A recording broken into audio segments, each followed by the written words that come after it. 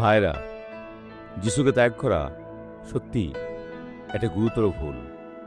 Joel 1:8 বলেছেন, তুমি এমন কন্যার ন্যায় বিলাপ করো যে যৌবনকালীন কান্তের শোকে চটপহিতা।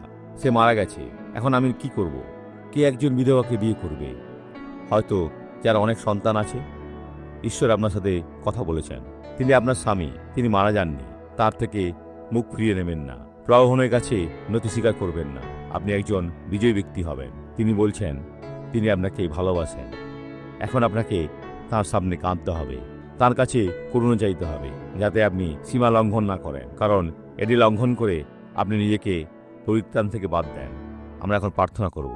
হে প্রভু ঈশ্বর, যিশুর নামে আমি এই ব্যক্তির জন্য প্রার্থনা করি, যিনি হয়তো তখনকার মতন চট এবং ছাই দিয়ে আবৃত নন, কিন্তু তাদের হৃদয় আপনার হাতে, কাঁদছেন এবং সাহায্যের জন্য কাঁদছেন। ঈশ্বর তাদের আশীর্বাদ করুন।